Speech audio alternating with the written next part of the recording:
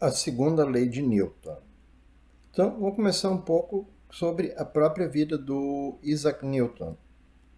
Ele nasceu em 1643 e, em 1687, ele publicou o livro chamado Principia, ou seja, Princípios da Filosofia Natural, na qual ele apresenta as três leis fundamentais da mecânica e a lei da gravitação universal. Então, nesta obra, ele conseguiu praticamente unificar os conhecimentos que se tinha sobre o movimento e as leis da física em três leis capazes de explicar todos os movimentos, e acrescentando ali a lei da gravitação universal, também conseguiu incluir a, a explicação para o movimento dos astros celestes na mesma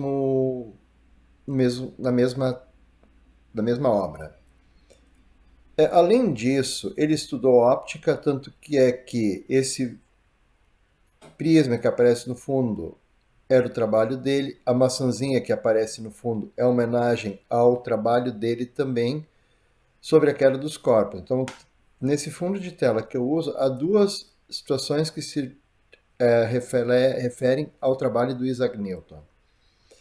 Ele também teve grandes participações na matemática, vocês já devem ter estudado provavelmente o binômio de Newton, e além disso, no ensino superior se estuda o cálculo integral e diferencial, para o qual ele foi um dos fundadores dessa parte matemática também. E ele faleceu em 1727. Bom, o que é a segunda lei de Newton? Ela relaciona força, massa e aceleração. Então, primeiro, quanto maior a força, tanto maior será a aceleração. Então, se eu tenho um determinado corpo, se eu fizer uma força pequena, ele vai acelerar um pouquinho. Se eu fizer uma força maior neste corpo, ele vai ter uma aceleração maior. Então, a força é proporcional à aceleração. Expresso isso matematicamente. F proporcional à aceleração. Quanto maior a massa, tanto maior a força. Então, se eu quiser obter a mesma aceleração num corpo de massa maior, eu vou ter que aplicar uma força maior. Por exemplo, um carro precisa mais força do que uma moto para acelerar com a mesma intensidade. Um caminhão precisaria muito mais força que o carro para conseguir acelerar na mesma intensidade que o carro. Então, quanto maior a massa, mais força é necessária para obter a mesma aceleração. Também vou expressar isso matematicamente: força proporcional à massa.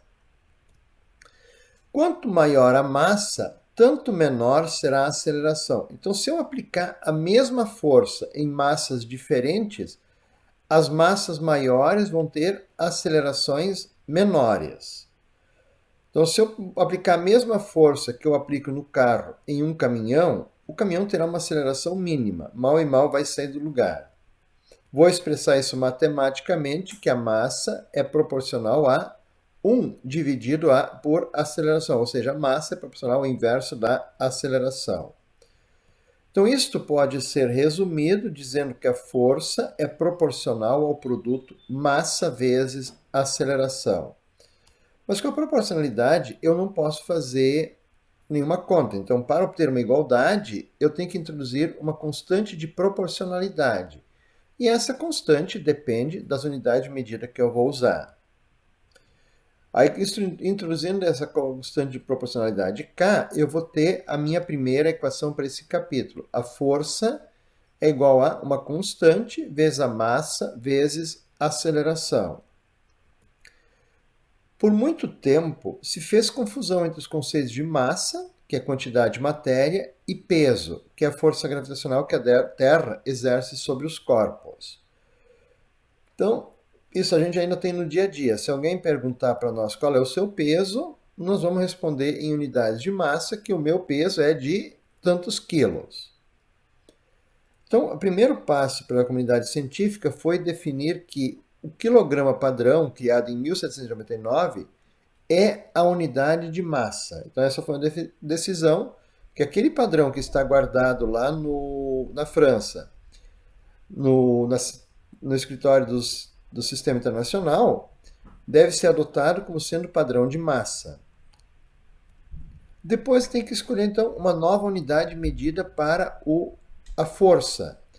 E aí a comunidade científica decidiu que a unidade de força é aquela força que é capaz de provocar uma aceleração de 1 metro por segundo ao quadrado quando aplicada em um corpo com massa de 1 quilograma.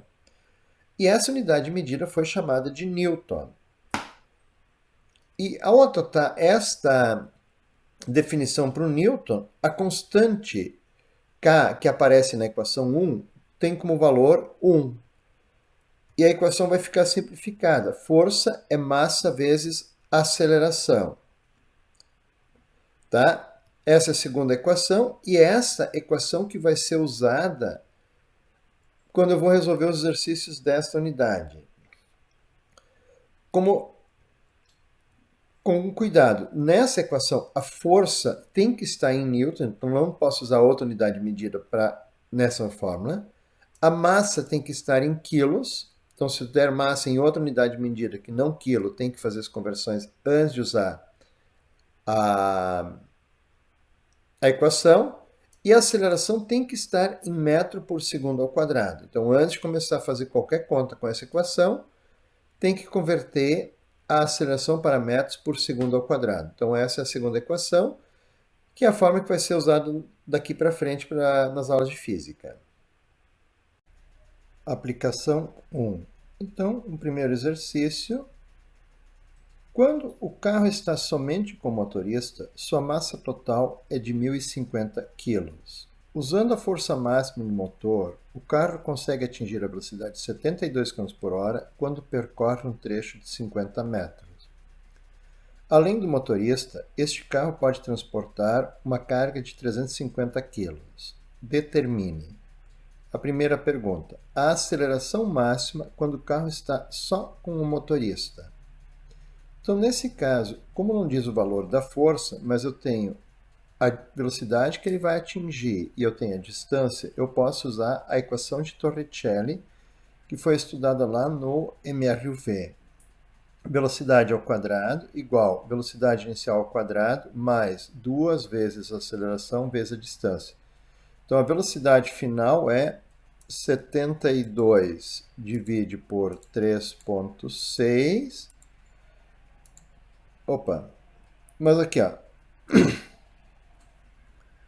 eu tenho que calcular a aceleração. Então, primeiro vamos isolar a aceleração na equação. Então, a aceleração, primeiro, a velocidade inicial ao quadrado passou para cá, ficou velocidade ao quadrado menos velocidade inicial ao quadrado, e o AD passou, 2D passou dividindo. Então, ficou a aceleração igual velocidade ao quadrado menos velocidade inicial ao quadrado, dividido por 2 vezes a distância.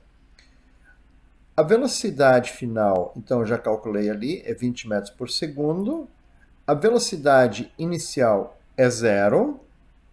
Tá? Não está explícito aqui, mas pressupõe que ele esteja parado no início dos 50 metros. E a distância é 50 metros. Então, substituindo esses dados na equação, eu estou 20 ao quadrado menos 0 ao quadrado é igual a 2 vezes 50. 20 ao quadrado dá 400. E 2 vezes 50 é 100. Então, temos aqui que a aceleração é 400 dividido por 100, o que me dá 4 metros por segundo ao quadrado. Essa então é a resposta para a pergunta A. Pergunta B. A força máxima do motor.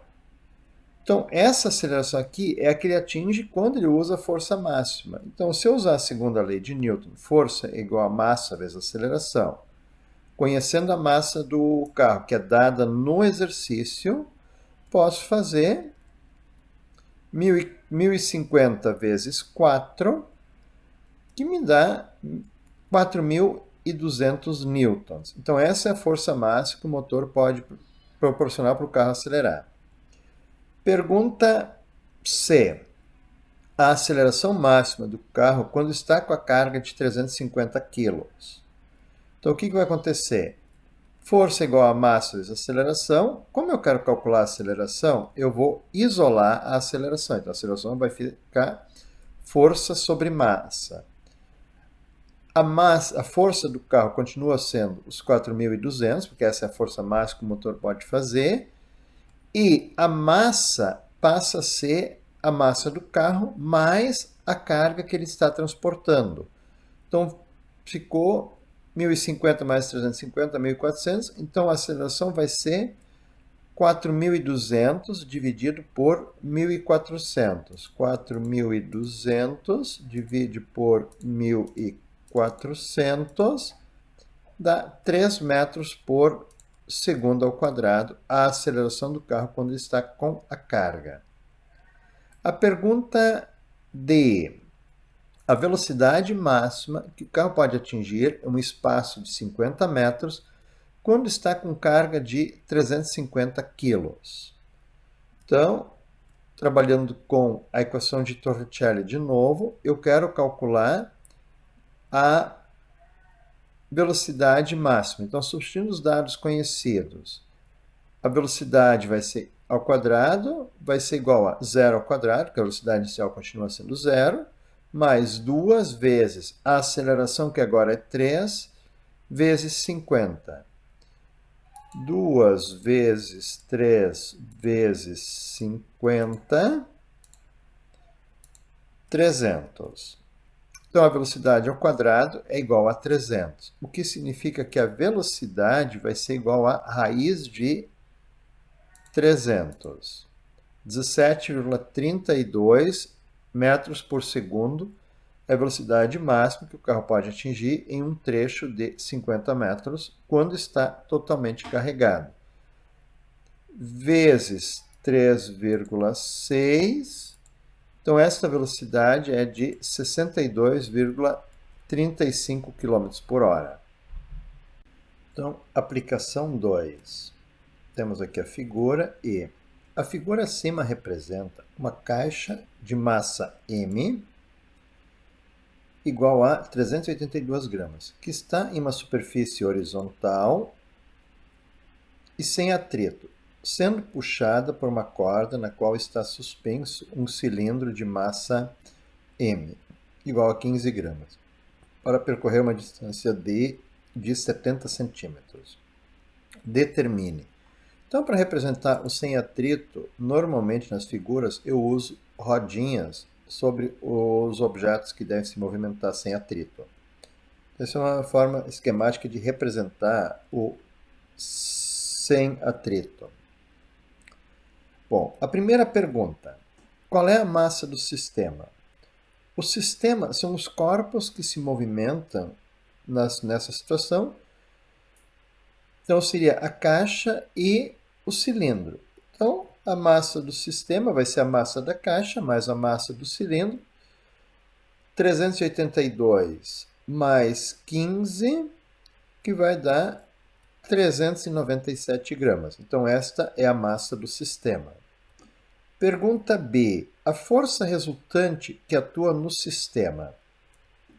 Então, nesse sistema, a caixa tem um peso P vertical para baixo, mas a superfície horizontal faz uma força vertical para cima igual. Então, se não tivesse essa cordinha aqui para puxar a caixa permaneceria em repouso. Então, a caixa não tem nenhuma força, contribui com nenhuma força para o movimento do sistema. Mas esse cilindro pendurado aqui, ele tem um peso de 15 gramas forças, que eu vou ter que converter para newtons, e é esse peso do cilindro que acelera o sistema. Então, esta é a força resultante do sistema. Então, a força resultante vai ser a massa do cilindro vezes a gravidade. 0,015, então 15 gramas convertidos em quilogramas, vezes 9,81, que é a aceleração da gravidade. Então, o resultado desse produto vai me dar uma força de 0,14715 newtons. Pergunta C. A aceleração do sistema. Usando a segunda lei de Newton, força igual a massa vezes aceleração. A aceleração vai ser igual à força resultante dividido pela massa. A força resultante é 0,14715 newtons. A massa são 397 gramas, ou seja, 0,397 quilos. Então, 0,14715 dividido por 0,397 é igual a 0,3707 ou 0,66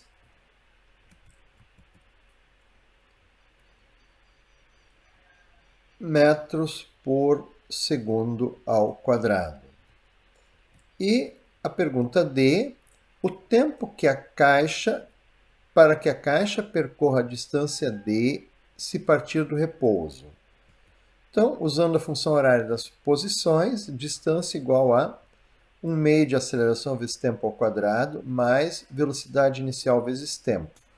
Velocidade inicial vezes tempo vai dar zero, porque a velocidade inicial é zero, porque parte do repouso. Então, isolando o tempo, o 2 passa para cá multiplicando e a aceleração passa dividindo e depois tem que tirar a raiz quadrada. Então, o tempo vai ser igual a raiz quadrada de 2 vezes a distância dividido pela aceleração. Então, o tempo vai ser 2 vezes 0,7, que são 70 centímetros convertidos em metros, dividido por 0,370,655. Então, o tempo vai ser a raiz quadrada de 3,777, que resulta em 1,9435 segundos. Pergunta E. A força de tração que atua na corda. Então, eu posso analisar isso olhando para a caixa. Então, a única força que atua na caixa é a força de tração. Então, a força de tração é igual à resultante que atua na caixa. Essa resultante que atua na caixa vai ser a massa da caixa vezes a aceleração.